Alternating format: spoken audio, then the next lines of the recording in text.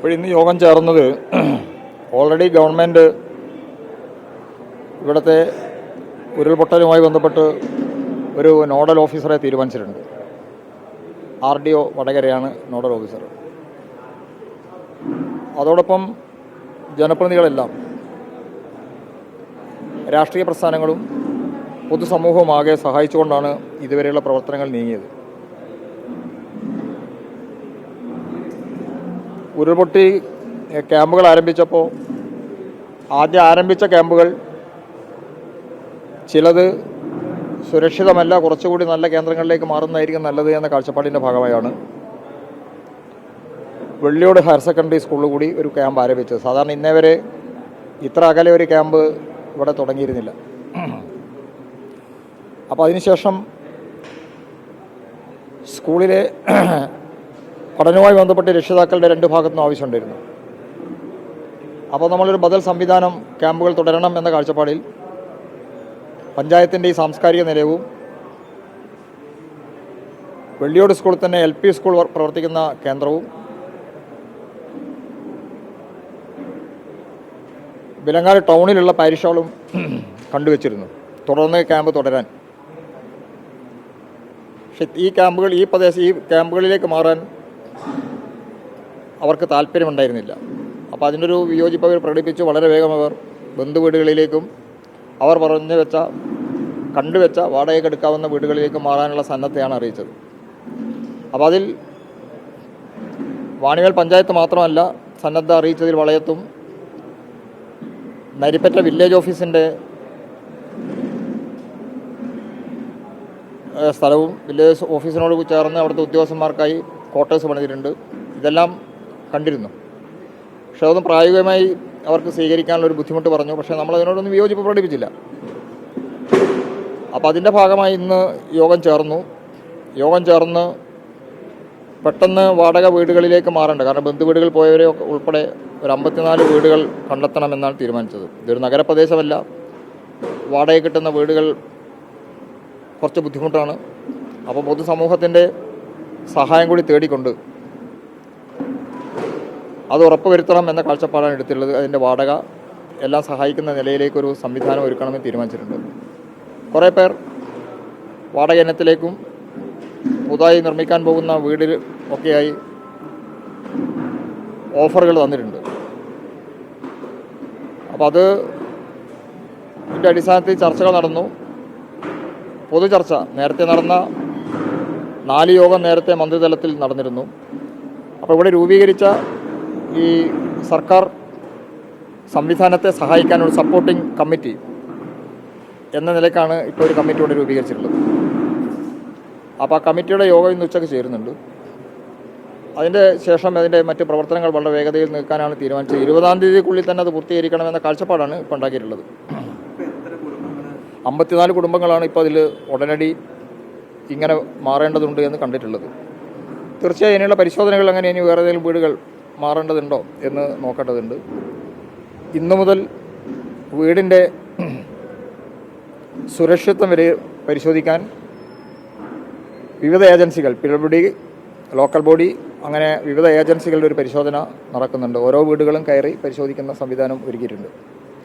അതിനൊരു കമ്മിറ്റിയെ തന്നെ കോൺസ്റ്റിറ്റ്യൂട്ട് ചെയ്തിട്ടുണ്ട്. ഉദ്യോഗസ്ഥന്മാരുടെ തലത്തിലും ഗ്രാമപഞ്ചായത്തിലെ അംഗങ്ങളും എല്ലാം കൂടി ചേർന്നുകൊണ്ട്. അതോടൊപ്പം ഈ ഉരുൾപൊട്ടൽ സാധ്യത 2 തവണ, ശരിക്കും 3 തവണ ഉണ്ടായി. ഇപ്പോഴത്തെ ഈ സാധ്യതയും കൂടി പരിഗണിച്ച് ഒരു എക്സ്പെർട്ട് ടീം, ഇതിനകം സീനിയർ ജിയോളജിസ്റ്റുകളാണ് ഇവിടെ വന്നിട്ടുള്ളത്. അപ്പോൾ കുറച്ചുകൂടി അവരെ സഹായിക്കാൻ അവരുടെ നിർദ്ദേശങ്ങളുടെയും അവർ മനസ്സിലാക്കിയ സാഹചര്യങ്ങൾ വെച്ചുകൊണ്ട് പരിശോധന കൂടി ഇതിൻ്റെ നടക്കുന്നുണ്ട്. അപ്പോൾ അതിന് ശേഷമാണ് ഗവൺമെൻറ് അതിൻ്റെ മുകളിൽ ഒരു തീരുമാനം കൈക്കൊള്ളാൻ പോകുന്നത്. അപ്പോൾ ഇതിനായി ഇത്രയും വീടുകൾ, ഇനി അതിനേക്കാൾ കൂടുതൽ വീടുകൾ വേണ്ടി വരുമെങ്കിൽ അതിനൊരു പാക്കേജ് ഉണ്ടാവണമെന്ന പൊതു ആവശ്യം ഇന്നത്തെ യോഗത്തിൽ ഉയർന്നു വന്നിട്ടുണ്ട്. അത് ഗവൺമെൻറ് ശ്രദ്ധയിൽപ്പെടുത്തും. നേരത്തെ തന്നെ മന്ത്രിതല യോഗങ്ങളിലും ആ വിഷയം ശ്രദ്ധയിൽപ്പെടുത്തിയതാണ്. അവരുടെ മറുപടികളിലും കേവലം സംസ്ഥാന ഗവൺമെൻറ്റിൻ്റെ ഡിസാസ്റ്റർ ഫണ്ടിൽ നിന്ന് ഇത് കൈകാര്യം ചെയ്യാൻ കഴിയില്ല എന്ന കാഴ്ചപ്പാട് മന്ത്രിമാരും സൂചിപ്പിച്ചതാണ്. അപ്പോൾ ആ സാഹചര്യത്തിൽ തീർച്ചയായും ഈ സപ്പോർട്ടിംഗ് കമ്മിറ്റിക്ക് ഒട്ടേറെ കാര്യങ്ങൾ സഹായിക്കാൻ കഴിയും. അതിനെല്ലാവരുടെയും നിർലോഭമായ സഹകരണവും പിന്തുണയും വേണം. വ്യക്തികളെന്ന നിലയ്ക്ക്, ഗ്രൂപ്പുകളെന്ന നിലയ്ക്ക് വീടുകളുള്ളവർക്ക് ഈ കമ്മിറ്റിയുമായി സഹകരിച്ച് വീടുകൾ നൽകാൻ തയ്യാറാവാം. സൗജന്യമായി നൽകുന്നവരുണ്ടെങ്കിൽ തീർച്ചയായും അത്തരം നല്ല മനസ്സുകൾ അങ്ങനെ സൗജന്യമായി വാടകയ്ക്ക് താമസിക്കാനുള്ള സംവിധാനം പറയാൻ പറ്റുമോ എന്നുള്ളത് നോക്കണം. ബാക്കി വാടക വീടുകൾ നമുക്ക് കണ്ടെത്താൻ പത്രപ്രവർത്തകർ ഉൾപ്പെടെ നിങ്ങളെല്ലാവരും ചേർന്ന് നമുക്ക് ആ പ്രവർത്തനം വിജയിപ്പിക്കണം. ഇതാണ് ഇന്നത്തെ കമ്മിറ്റിയുടെ ഒരു പൊതുവായ വിലയിരുത്തൽ. അതോടൊപ്പം ദുരന്തമുഖങ്ങളിൽ ഈ സോഷ്യൽ മീഡിയ ഇടപെടലുകൾ, വാട്സപ്പ് ഗ്രൂപ്പുകളൊക്കെ ഇടപെടുന്നുണ്ട്. അത് അവസാനിപ്പിക്കണം എന്ന് ഏകണ്ഠമായി യോഗം തീരുമാനിച്ചിട്ടുണ്ട്. എല്ലാവരും വിലങ്ങാടിൻ്റെ കൂടെ എന്ന് പറഞ്ഞുകൊണ്ട് നീങ്ങുക അല്ലാതെ അതിലെ ഒരു അവസരം ഉണ്ടാക്കിയെടുക്കേണ്ട സമീപനമില്ല. അതിൽ നിന്ന് എല്ലാവരും പിന്തിരിയണം എന്നുകൂടി അതിൻ്റെ ഭാഗമായി തീരുമാനിച്ചിട്ടുണ്ട്. മണ്ഡലത്തിലെ ഉന്നതരായ രാഷ്ട്രീയ നേതാക്കന്മാരെല്ലാം ഉണ്ട്. പള്ളി വികാരിമാർ ഉണ്ട്. അതോടൊപ്പം RDO, tahsildar, panchayat secretary, village officer തുടങ്ങി മറ്റു ഉദ്യോഗസ്ഥ വൃന്ദവും പങ്കെടുത്തിട്ടുണ്ട്. അങ്ങനെ ഒരു പ്രാഥമികമായി ഒരാലോചനയാണ് ഇന്ന് വന്നിട്ടുള്ളത്. ഇനി ആക്ഷനിലേക്ക്, നടപടിയിലേക്ക് പോകണമെന്നാണ് ഇപ്പോൾ തീരുമാനിച്ചിട്ടുള്ളത്. അല്ല, വാടക വീടുകൾ വാടകക്കാരൻ എന്തായാലും വാടക കിട്ടണം. അപ്പോൾ അതിൽ ഗവൺമെൻറ് അതിൻ്റെ നിലപാടെടുത്ത് താമസം വരുമ്പോൾ വാടക വീട് കിട്ടാത്തൊരു സാഹചര്യം വരാൻ പാടില്ല. അപ്പോൾ വാടക വീടുകൾ വേഗം തയ്യാറാക്കുക എന്ന ഒരു സമീപനമാണ് ഇന്നത്തെ യോഗം എടുത്തിട്ടുള്ളത്. അതിൻ്റെ അടിസ്ഥാനത്തിലാണ് കൈകാര്യം ചെയ്യുക. അല്ല, അതിന് വേണ്ടുന്ന സഹായങ്ങൾ ചെയ്യണമെന്ന്, അതാണ് ഞാൻ പറഞ്ഞത്, സപ്പോർട്ടിംഗ് കമ്മിറ്റിയാണ്. അതിനെ സഹായിക്കാനുള്ള സമീപനമാണ് ഇപ്പോൾ കൈക്കൊണ്ടിട്ടുള്ളത്. തീർച്ചയായും ഗവൺമെൻറ്റിൻ്റെ ഭാഗത്തുനിന്ന് ഇതിനുള്ള സഹായങ്ങളൊക്കെ കിട്ടും. പക്ഷേ സഹായങ്ങൾ ഗവൺമെൻറ്റിന് കിട്ടുമ്പോൾ അതിൻ്റെ നടപടിക്രമങ്ങളുണ്ട്. നേരിട്ട് പ്രഖ്യാപിക്കാൻ കഴിയുന്നതല്ല. ഇപ്പോൾ ഒരു ഗ്രൂപ്പിന് 5 വീട് എൻ്റെ വക എന്ന് പറയുന്ന പോലെ ഗവൺമെൻറ്റിന് പറയാൻ കഴിയില്ല.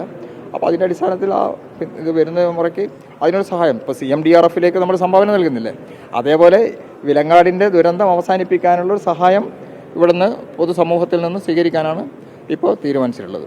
ഇന്നിപ്പോൾ 15 ദിവസം കഴിയാണ് ഈ വിലങ്ങാട് ടൗണിലേക്ക് ബസ്സുകൾ എത്തി തുടങ്ങിയിട്ടില്ല. ഇതിന് കാരണം ഈ ഉരുട്ടി പാലത്തിൻ്റെ നിർമ്മാണം പുരോഗമിക്കുന്നതാണെന്ന് പറയുന്നത്.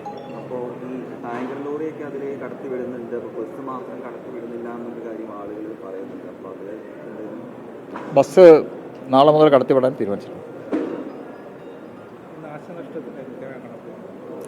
നാശനഷ്ടത്തിൻ്റെ കണക്കുകൾ തയ്യാറാക്കാൻ സമയം കൊടുത്തിട്ടുണ്ട് കഴിഞ്ഞ ഇതിൽ വെച്ച് തന്നെ. അപ്പോൾ അതിൻ്റെ അടിസ്ഥാനത്തിൽ അത് കിട്ടുകയുള്ളൂ. കൃഷിക്കാരുടേത് അതിനൊരു നടപടിക്രമമുണ്ട്. അതിനനുസരിച്ച് കൃഷിക്കാരുടെ നഷ്ടം കണക്കാക്കാൻ കഴിയും. അവർക്ക് 30-ാം തീയതി വരെ സമയം കൊടുത്തിട്ടുണ്ട്. അപ്പോൾ അതിൻ്റെ അടിസ്ഥാനത്തിൽ അത് നഷ്ടം കണക്കാക്കാൻ കഴിയുള്ളൂ. ഇപ്പം 20-ാം തീയതി വരെ നഷ്ടം ഈ പരിശോധന നടത്തിയിട്ട് കണക്കുകൾ തയ്യാറാകണമെന്നാണ് ഇപ്പോൾ ആവശ്യപ്പെട്ടിട്ടുള്ളത്. പക്ഷേ കൃഷിയുടെ അന്നേരം നിൽക്കും. കാരണം എത്ര കഴിഞ്ഞ് എത്ര വാഴ മറ്റേത് ഒക്കെ ഉണ്ടാവുമല്ലോ. അതിലൊക്കെ ഉള്ള എന്തൊക്കെയാണെന്ന് കണക്കാക്കിയതിന് ശേഷമേ അത് ചെയ്യാൻ കഴിയും. എല്ലാം പോയി നേരിട്ട് പരിശോധിച്ച ശേഷം ചെയ്യാൻ കഴിയൂ എന്നുള്ളതാണ് അതിൻ്റെ പ്രശ്നം.